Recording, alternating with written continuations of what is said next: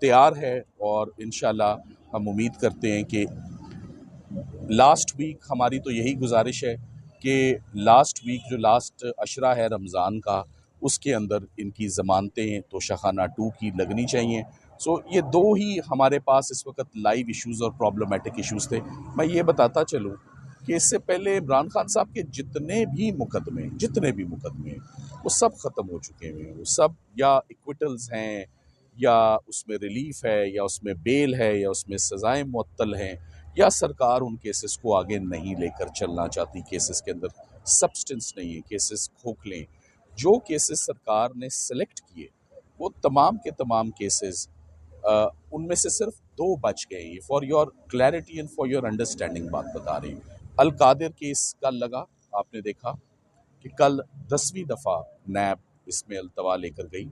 कल एक बहुत ही सीनियर वकील लाहौर से एतजाज़ एहसन साहब, हम शुक्रगुजार हैं उनके कि उन्होंने शर्फ बख्शा और वो तशरीफ़ लाए और हमारे साथ खड़े हुए और उन्होंने अपना एक प्रोटेस्ट लॉन्च किया कोर्ट के आगे। एक तो वकालतनामों के ऊपर भी, मुलाकात के ऊपर, और इस ज़मानत की पटिशन का, specially in light of the medical complication of mister Imran Khan, कि अदालतें इसको क्यों नहीं सुनी। कल जो बहुत अफसोस की बात थी कि नैब 10वीं दफ़ा भी कल अल्तवा मांग रही थी और उनके प्रोसिक्यूटर साहब ने जहमत ही नहीं की कि वो अदालत में तशरीफ़ लाएं। हम अप्रिशिएट करते हैं कि कल chief justice Islamabad high court ने उनको जुर्माना उनके ऊपर आयद किया। ये जुर्माना किसी वकील के ऊपर आयद होना, चाहे 100 रुपये का हो या लाख रुपया हो, एक बड़ा नेगेटिव इम्प्रेशन देता है।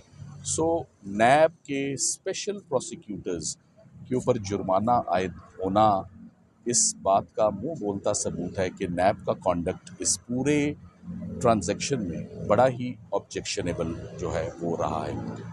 अब आज फाइनली तोशाखाना 2 की भी आज बाकायदा अपील एडमिट हो गई है, इस समात के लिए तैयार है।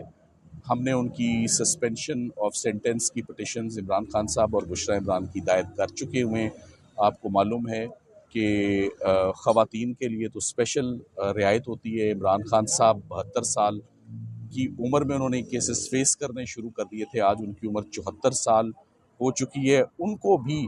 और अब उनका case sick within the category of a sick person, unwell person, एक बीमार आदमी की कैटेगरी में उनका केस फॉल कर रहा है। कल एक बहुत अहम बात कल प्रोसीडिंग्स के दौरान आई।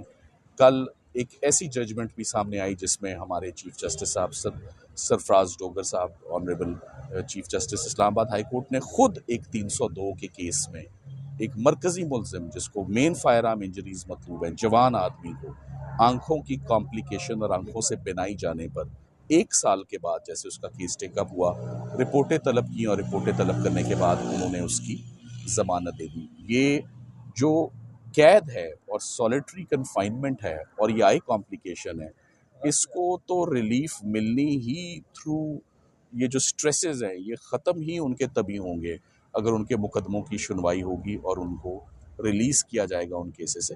तो इमरान खान साहब का तो अल कादिर के केस में 14 साल सज़ा है, ये कुछ सज़ाए मौत का केस नहीं था। अब हमें कल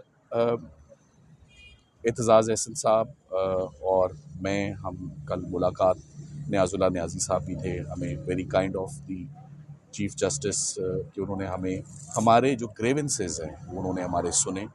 उनमें मेन ग्रेवेंसेस हमारे पास वकालतनामे नहीं है, हम डिस्कनेक्ट हैं, वकला उनसे मिल नहीं पा रहे, फैमिली नहीं उनसे मिल पा रही, और सबसे बढ़ के मेडिकल कॉम्प्लिकेशन, उनके ट्रीटमेंट पे जो तहफ़्फ़ुज़ात है और जो उनके ट्रीटमेंट के साथ हो रहा है, मुकदमात का ना लगना और अल्तवा पे अल्तवा, ये तमाम गुजारिशात उनके आगे हमने बड़ी तफसीली मुफस्सल रखी हैं और उन्हें कहा है कि इनको टॉप प्रायोरिटी पर एड्रेस किया जाए। अब हम 12 बजे फिर पेश होंगे आपके सामने भी अदालत